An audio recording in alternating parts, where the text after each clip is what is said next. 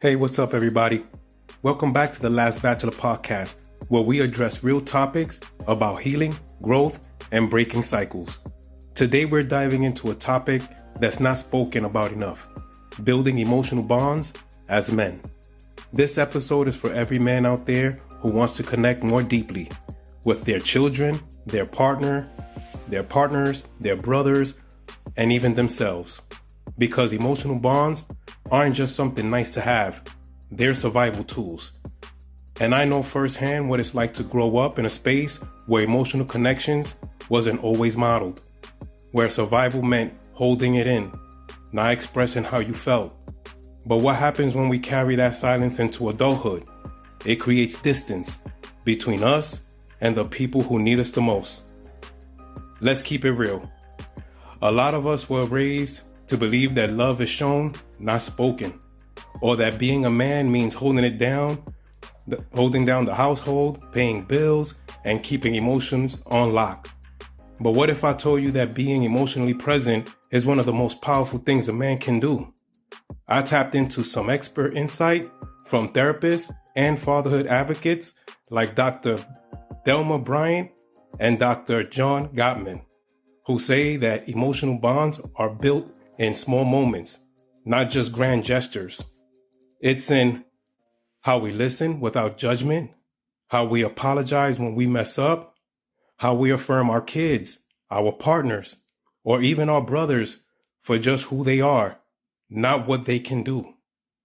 Studies show that children, especially boys who have emotionally present fathers, are less likely to struggle with depression, anxiety, or low self-worth. But this goes beyond fatherhood. Men with strong emotional support systems have lower rates of heart disease, addiction, and even suicide. You know what that tells me? Emotional connections isn't soft.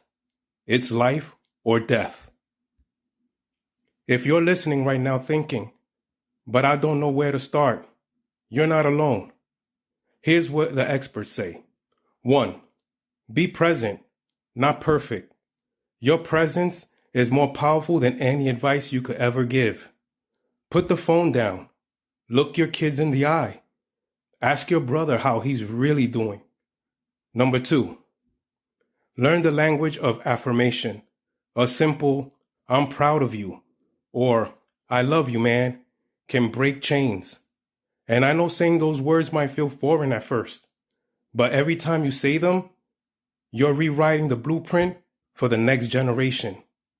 3, apologize and repair. A lot of us grow up without ever hearing a man apologize. Be the first in your circle to break that cycle. Own your mistakes. It doesn't make you weak. It makes you human. What does it look like to be an emotionally available man? It looks like asking your son how he's feeling, not just how he's performing. It looks like calling your brother just to check in, not just when you need something. It looks like telling your partner, "I'm still learning how to express myself, but I'm trying." When I became a father at 22, I didn't have all the answers, but I made a promise to myself I would give my kids the presence and encouragement I wish I had. And I know a lot of you out there are breaking cycles too. But here's the truth. We can't build emotional bonds with others until we start building them with ourselves. That means asking yourself, when was the last time I checked in on my mental health, on my own mental health? Am I carrying wounds that I need to unpack?